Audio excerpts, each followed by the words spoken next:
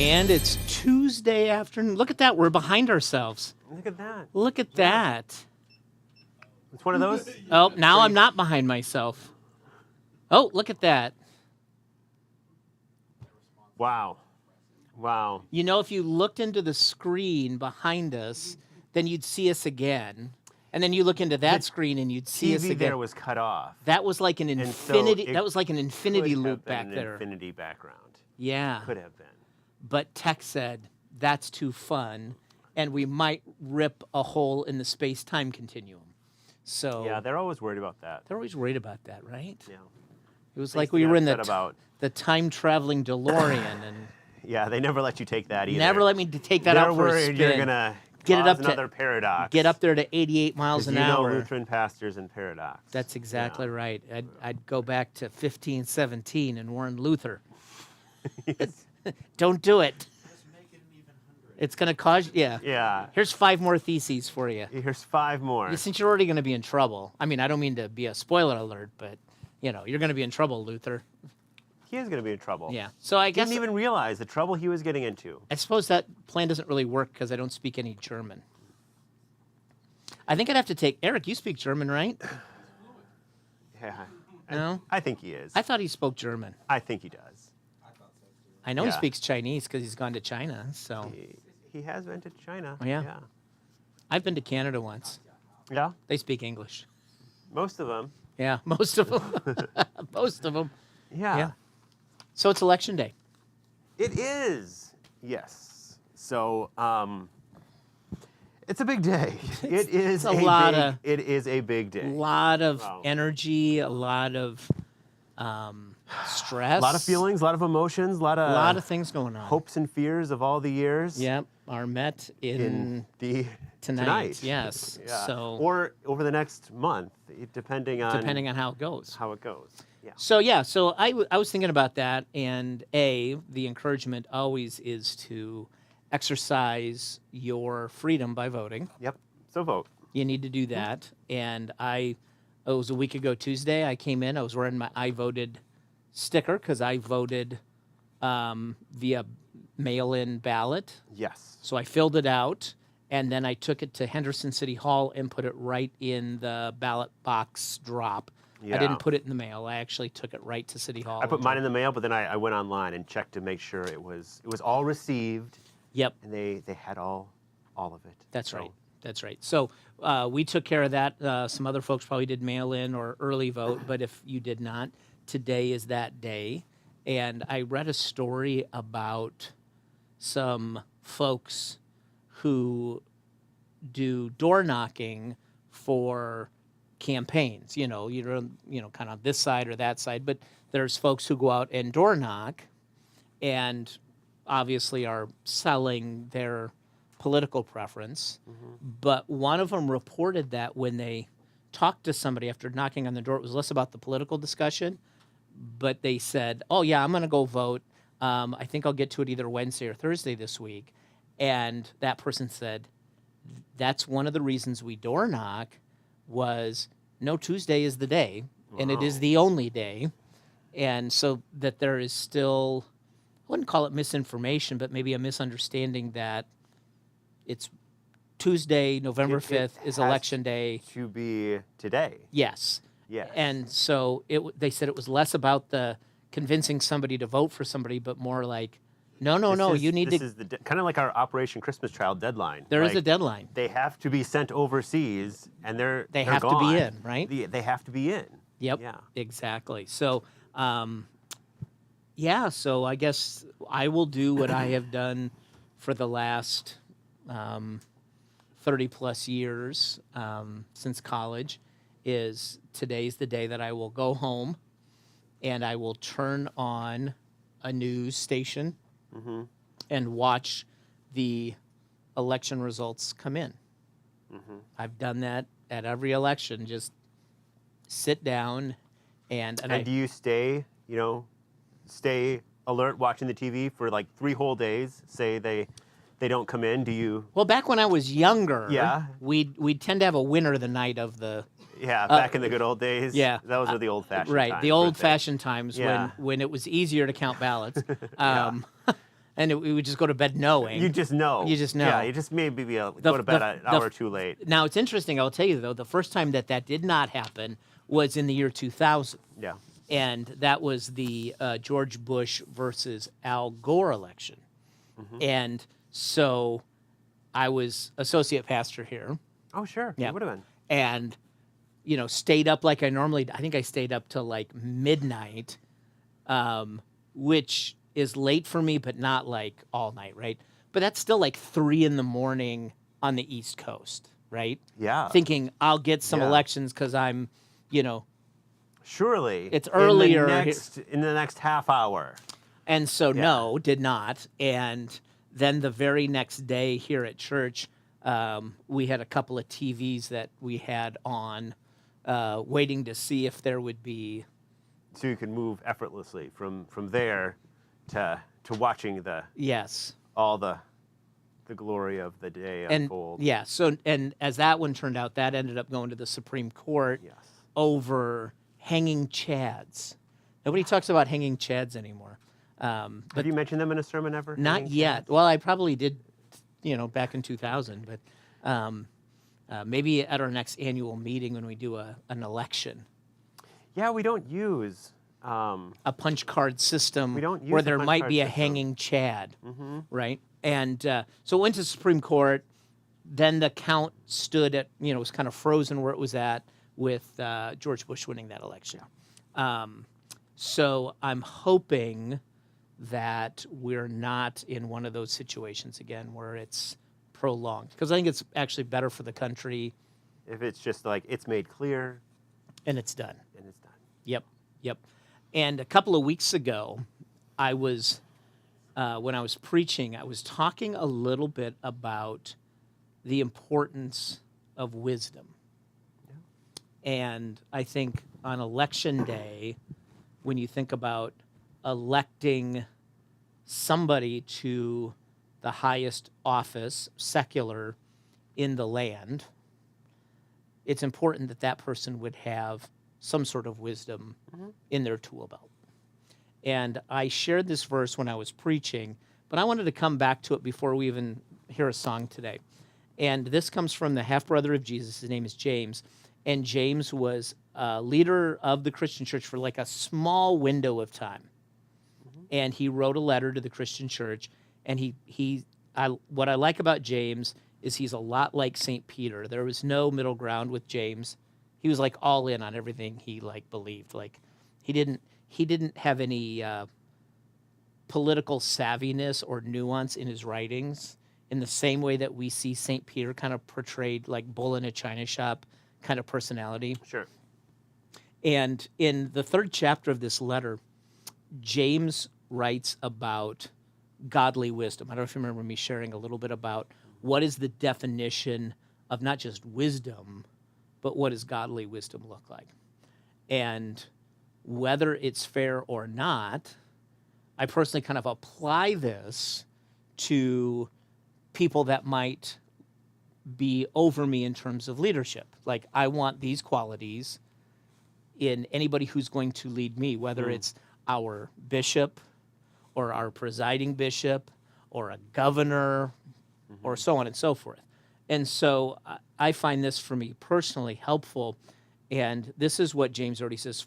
But the wisdom that comes from heaven, that is godly wisdom, is pure. So it's holy, it's set apart, it's peace-loving, it's considerate, it's submissive, full of mercy, and good fruit. Good fruit meaning, joy, peace, patience, love, so on and so forth.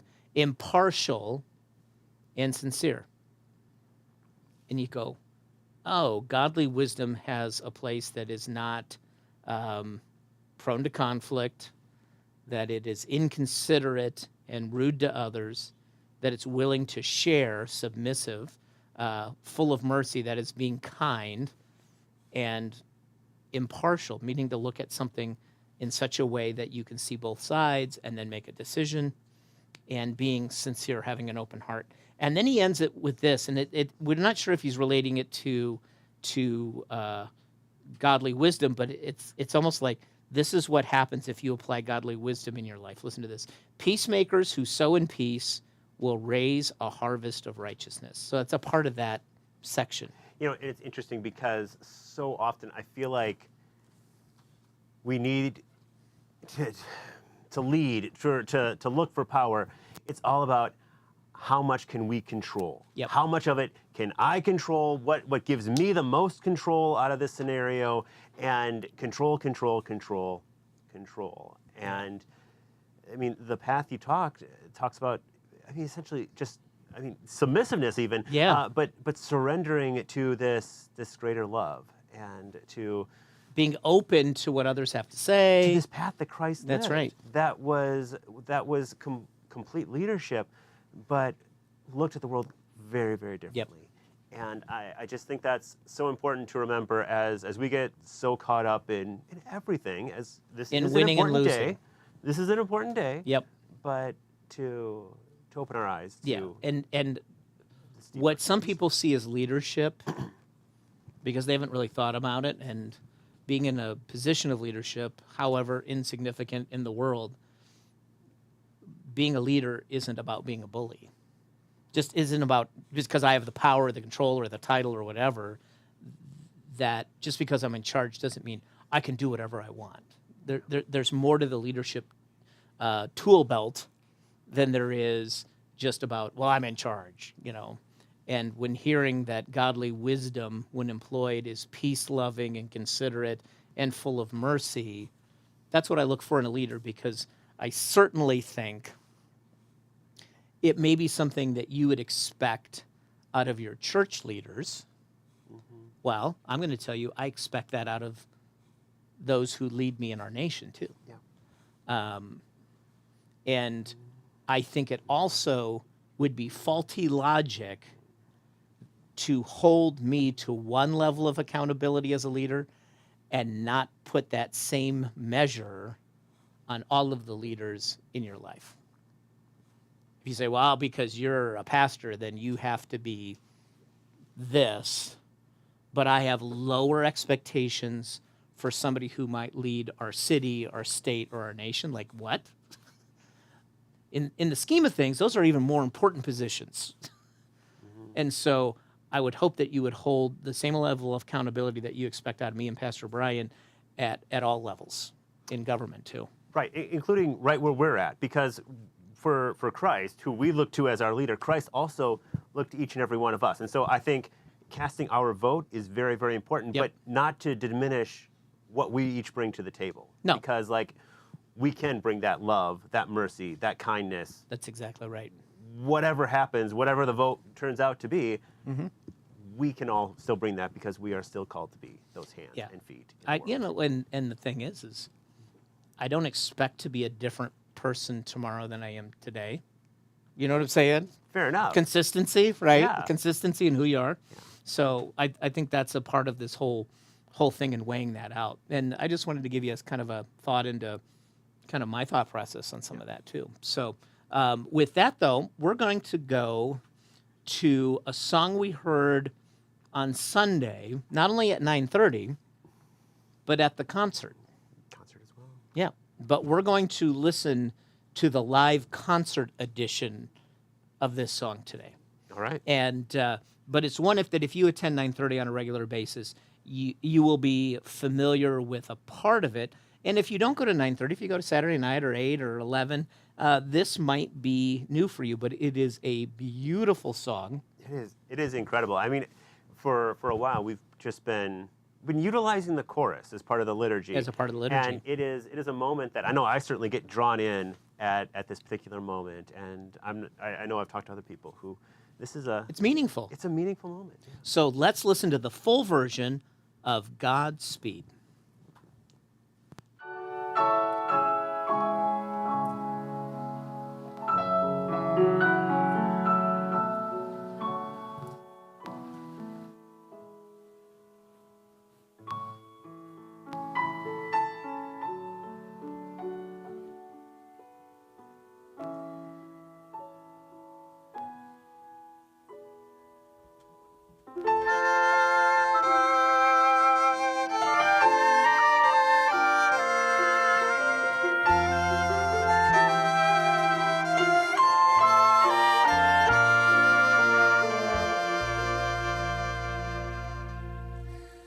far away from home. We're just travelers in a foreign land. So we walk the road of faith, and we try to hold each other's hands. I will help you bear your load till I see that I must go a new way. Then I'll pray. Godspeed for the length of your journey. Godspeed, may you walk in His mercy. Wishing you joy, wishing you peace, praying for everything you need, praying you Godspeed.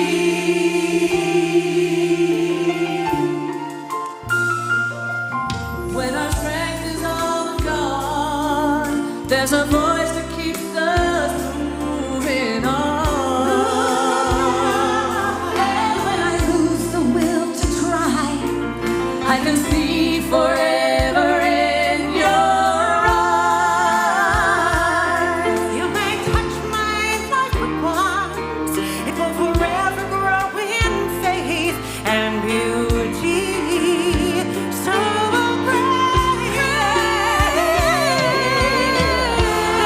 Godspeed for the length of your journey.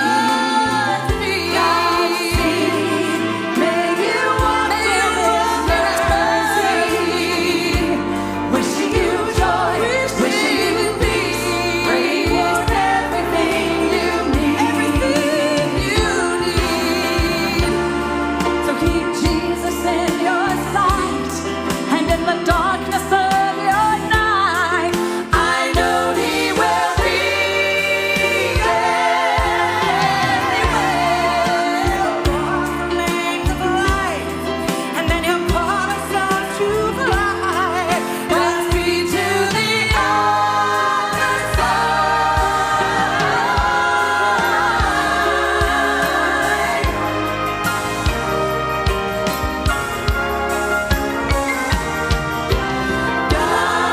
Godspeed for the length of your journey.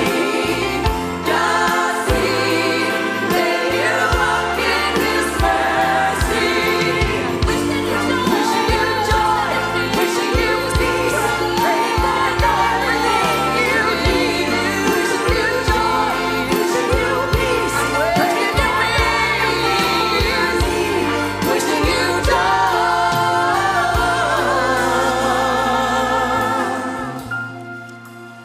Praying you Godspeed. Godspeed.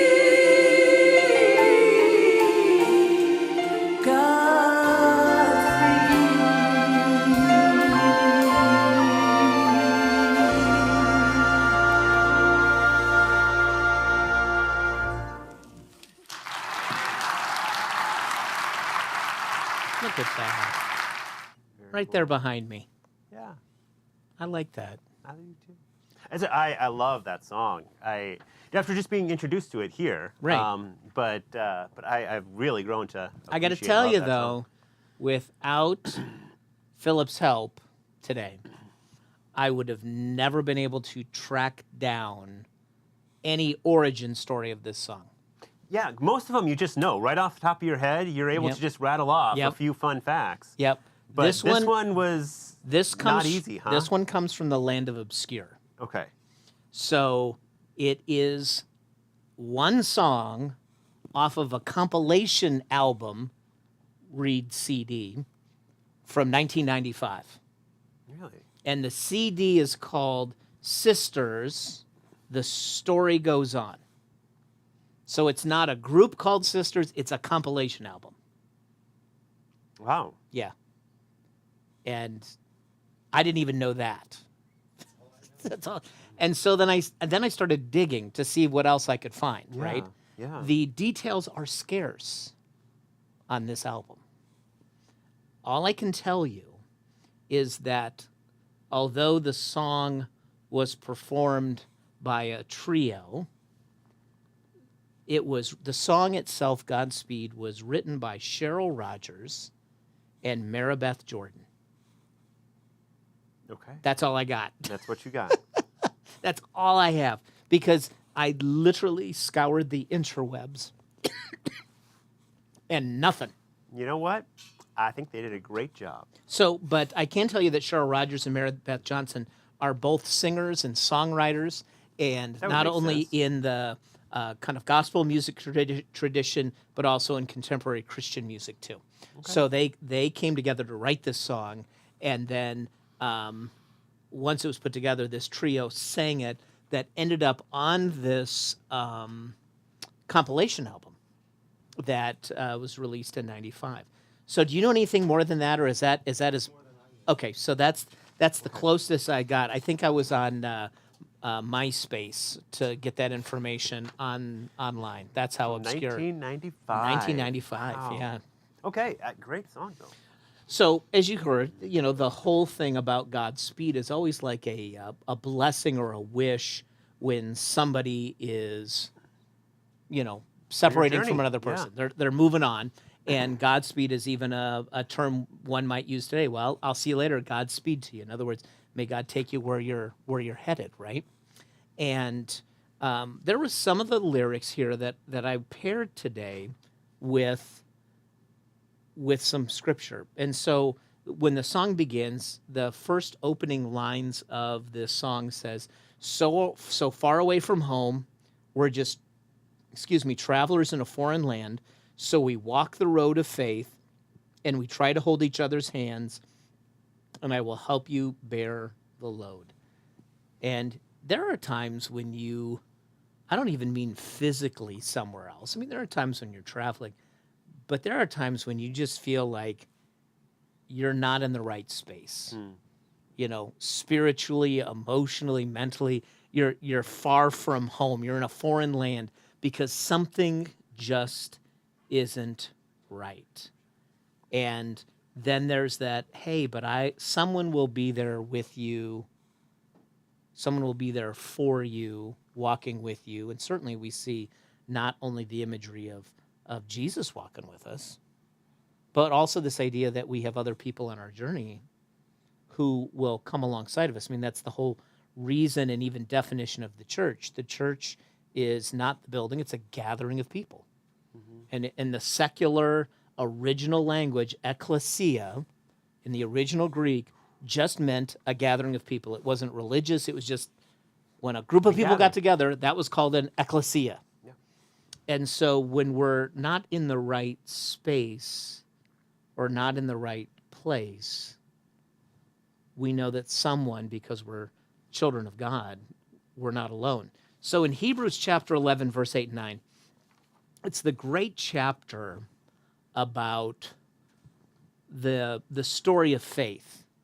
And the author of Hebrews goes through, almost retells the story of Scripture of each kind of major character and how they live their life by faith. So they often call chapter 11 the by faith chapter. By faith Abraham did this. By faith Moses did this. By faith David did this. And it kind of It has retells the that. list of the Hall of Fame there. Exactly. So in chapter 11, and this is the section on Abraham. So by faith, when Abraham was called to go to a place that he would later receive as his inheritance, that is the land of Canaan, he obeyed and went, even though he did not know where he was going. By faith, he made his home in a promised land like a stranger in a foreign country. He lived in tents, as did Isaac his son and grandson Jacob, who were heirs with him of the same promise. So often that line is used that Abraham was a stranger in a strange land. Yeah. And there are moments in our life when we feel like we're a stranger in a strange land. And even if it's in familiar territory, that we just feel out of place. Yeah. And that's that reminder of who do we lean on? We lean on each other. Yeah. We lean on God. That meaning of church, the gathering. We need a space. And it's interesting that so many of the stories in the Bible are of people who are, they're strangers. Yep. They're walking in and they're finding that home, finding that community. Which is really fascinating because earlier today, twice, two different people talked to me about an article on CNN today. Two different people who did not talk to each other. So early this morning, our council president, Steve Peterson, sent me an article about the evangelical, which when I say that term, I don't mean the general sharing of the good news, but the evangelical side of the Christian church, which is far more conservative and far more anti-gay. There's a long story on CNN.com about this, the journey of one family within that right-wing evangelical whose son is gay, Okay. and how they felt excluded. They didn't have a community. They didn't have a community. Wow, It, yeah. It's a very involved story. It's very long, but long story short is parents who didn't understand anything about sexuality felt like had to keep some sort of secret that their son was gay because their church wouldn't understand. And then secondly, the son didn't feel welcome in his own church, and talk about being strangers in a strange land. And there are Still plenty of people like that. Plenty of who people like have, that. have been hurt, and plenty of people in our church who wonderful people, so many gifts and so many blessings to share, That's right. and yet have also been rejected. And That's exactly right. And so the point on that story is it's not only a heartbreaking story, but at the same time, what I want to point out is we are the alternative, and we are a place of refuge for folks who had to flee other churches because they weren't welcome. Yeah, I mean, it's the model that Jesus shared. It's the model. with everything, and Right. it's how we share compassion. That's how we treat everybody. That's right. Like, why not live with compassion and care for everybody? So we're real people. We can be who we are. By the grace of God, I am what I am, right? I mean, that's what Paul said when I read on Sunday. And then two, we know that Jesus welcomed all, inclusive. So you don't have to worry, do you fit in? Are you a stranger in a strange land? No, you don't, because we are a place that says, look, if you're struggling to fit in, you can fit in here. And if you don't struggle to fit in, you also fit in here. You know what I'm saying? Like the tent is big. And my heart breaks when I hear that people aren't welcome in a church for any reason. And it's just a reminder. This is the place where all are welcome. All are welcome, period. And we will live or die by that one here. That's not going to change. But sometimes when you feel like a stranger in a strange land, you know, the invitations come here to be at Community Lutheran Church, because you will not be judged, asked to sit in the back, be a second-class citizen for any reason where you might be at another church. And I hope one day that all of Christianity will finally absorb that welcoming message of Jesus to the full extent. And because I kept reading this article and I kept saying, they just need to move to Las Vegas. They just need to come to Community Lutheran Church, and they would find a home, and they would find respite, they would find refuge, they would find a place to breathe, and just fit in with regular, normal Christians, just of every walk of life, right? And so, and there was a line in that story that it jumped out at me, and so Philip then shared it with the same story with me. I'm like, yeah, I saw it early this morning, and it was this: there's no hate like Christian love. Let me say that again. There's no hate like Christian love, because a lot of Christians do things in the name of God's love that is anything but love, right? You know, talk about being a stranger in a strange land. You know, you teach all this stuff about the love of Jesus to children, and then when they grow up in a church like that, they find out that they don't practice what they preach, right? Well, we don't mean it for X, Y, and Z. And you go, what? That is like being a stranger in a strange land. Well, I mean, communities can, we can teach each other to love, and I think that's within us, but we can teach each other to hate. Yes, we too. can, 'cause- And that is very real. And it's in ugly. our world. It is ugly. Yeah. So there's another set of lyrics from this song that I liked. So listen to this. When our strength is all but gone, there's a voice that keeps us moving on. When I lose the will to try, I can see forever in your eyes. So there's a moment, any time we just feel like giving up. We just feel like giving in. I quit. I'm out. I'm done. I don't have the energy for this.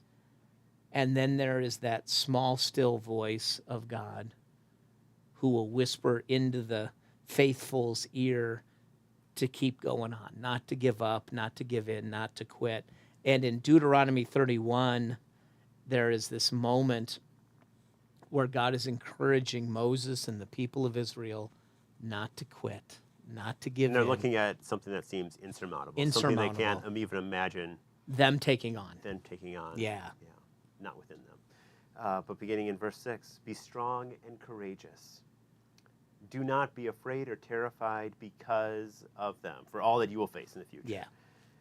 For the Lord your God goes with you.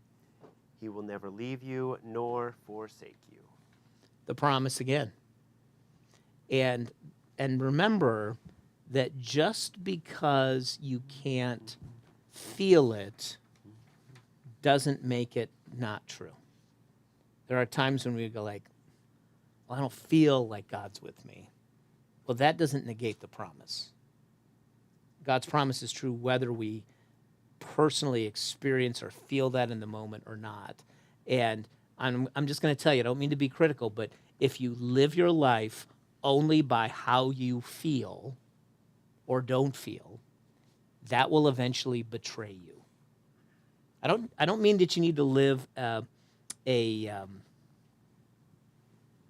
intellectual only life, like only live in your head. But when you only live by emotion, eventually that will mess you up. That Yeah. will betray you. Yeah. And that'll hurt you. And so God says, I'm going to be with you no matter what, even when you don't sense it. Yeah. And I think in some ways, living by truth and living by promises will actually give you more strength than just living by how you feel in a moment. Yeah. Because there are going to be times when you're empty and you're done and you want to give in, and then you got to go back to the promise and you say, well, I'm not feeling it, but if God says he's going to be there, I'm just going to trust that. And that's going to give you more strength than, I don't feel it, so therefore God's not here, I quit, I give up, I give in, right? So a reminder to live within the promises and trust those promises, sometimes over and against how you're feeling in a moment. Okay. You know? Learning to trust that. Yeah. And I think you'll be in a better shape. So finally, listen to this. So last part of the song. So keep Jesus in your sight, and I know in the darkness of your night, I know he will be there, and we will walk the length of life, and he'll call our souls to flight. Godspeed to the other side. Wow. So keep your eyes fixed on Jesus, and that's exactly what chapter 12 of Hebrews says. We've been in Hebrews twice today, but the author says, let us fix our eyes on Jesus. Not only the author of our faith, the one who wrote and gave us faith, but the one who helps us perfect our faith. In other words, as we trust more, he does both. Who, for the joy set before Jesus, so like, what are his credentials to keep our eyes fixed on him? Well, he was the one who endured the cross. And even though scorning the shame of a death sentence, that cross, God raised him up and sat him down at the right hand of the throne of God. In other words, he put Jesus in charge of all things, because that's what that means. And so when you're unsure and life is hard, keep your eyes focused on Jesus. And that's what I'm going to do while watching the news tonight. I'm going to keep my eyes focused on Jesus. I think Because that's an all I can important do. perspective. Right? Yeah, right? I think that's very important. Yeah. Yep, and that's all you can do. And as I told you earlier, tomorrow, whatever happens, I'm still going to be the same person I am tomorrow as I am today, right? Yep. Yeah. So we're glad that you joined us and spent some time with us this afternoon. Hopefully, a little grounding in amidst the chaos of Election Day. But we hope you have a peace-filled rest of your day, and keep your eyes fixed on Jesus. And Godspeed for your journey. In other words, may the Lord bless you and keep you. May God's face shine upon you and be gracious to you. And as the rest of it goes, keep your head, your lips, and your heart focused on Jesus, that God uses those things in your life to stay grounded. So with that, I'm going to turn it over to the esteemed, highly esteemed doctor, the only doctor in the room. Only doctor in the room. That's right, Philip Fortenberry.